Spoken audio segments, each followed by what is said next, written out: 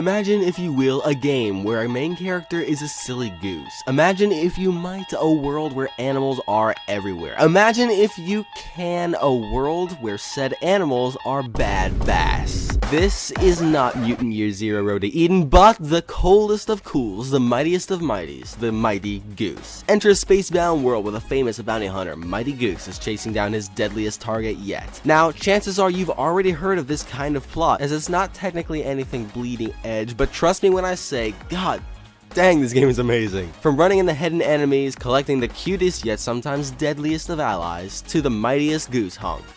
Go get him, little buddy.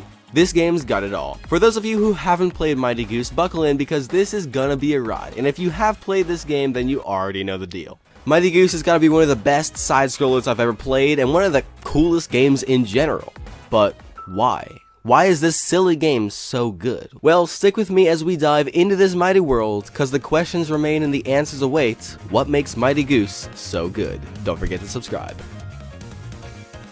Side-scrollers are a very saturated environment. I mean, of course they are. I mean, it's kind of where, like, video games started out. And as time went on, video games evolved. But side-scrollers have always, and for the considerable future, always will be part of video games. Now, with this said, if you want to make sure your game stands out, aka has a fighting chance in this world, then I would recommend to you giving the player a reason to play your side-scroller instead of, well, Little Jimmy's side-scroller. Your game needs to be different and unique, otherwise it'll blend right into the environment. And as you probably picked up by now, Mighty Goose nails this. What other games have you playing as an intergalactic bounty hunter goose? Not many, other than you know, Goofy's Disney Funhouse on the original PlayStation, just saying. Oh my, what a coincidence. Hey Mighty Goose, how's the bounty going? Interesting, so you're looking at taking one.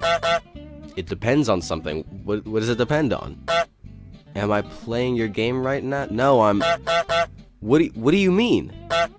So I'm the bounty if I'm not playing your game? I can't play your game, I'm doing other... No, you're flying over right now. I'm making a video on your game, is that not a... He hung up. Wait a second. Do you hear something? What? Just subscribe.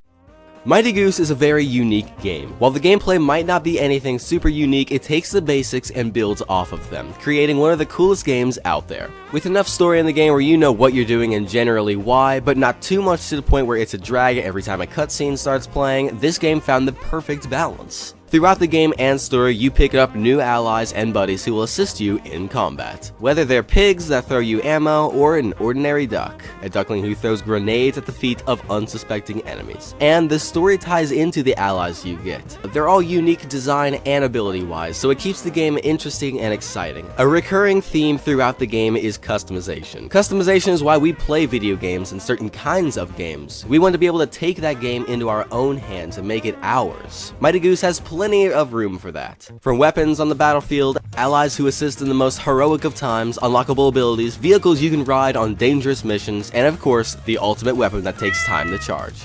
The levels have different color schemes and settings, making sure that you're always looking at something new and exciting. Even the visual effects of the game, like blurs and glitch effects, are well handled. I mean, I feel the impact of these missile things.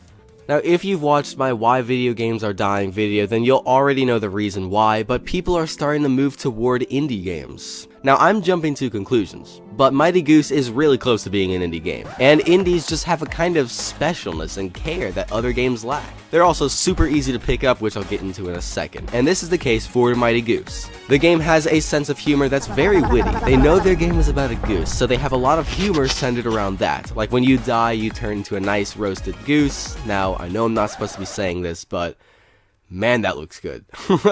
There's an ability where you honk like a goose, like that's all it does, but it's awesome. There's so much more in this game, I don't want to spoil it all though. Now, Mighty Goose is a simple game and easy to pick up. You're never bogged down with the controls or overcomplicated mechanics, and Mighty Goose is easy to jump into.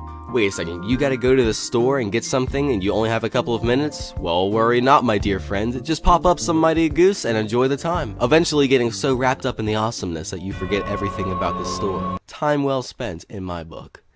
Simply put, Mighty Goose is an indie game that takes full advantage of its setting/story. With customization and diversity in hand, the game rarely feels repetitive. It also keeps the witty humor going, showing just how much love went into this game. From the enemies, bosses, and allies, Mighty Goose has got something for everyone. Do you know a game that also has something for everyone? Do you know a game that's so good you don't play it, you live it? Well, guess what? Skyrim. Ha! Didn't expect that, did ya? Skyrim is one of the greatest video games ever created. From walking in Whiterun to slaying massive blood dragons, Skyrim has something for everyone. Join us today, Dragonborn. Also plays the cat guys, they're cool. So, what do you think? I love Mighty Goose from the bottom of my heart. He's so cute and deadly. Yes, deadly. He's very deadly. The game is very simple and can easily be tied to several other side-scrollers, but that's okay. I don't need it to reinvent the wheel. The story, setting, customization, and characters are where the game really sets up shop. The idea of playing as a space bounty hunter goose is unique and awesome. It's also handled exceptionally well. If you have any video ideas for the future, then feel absolutely free to leave them down below. I love you guys, I hope you have a great rest of the day, and remember, life is short, play great games.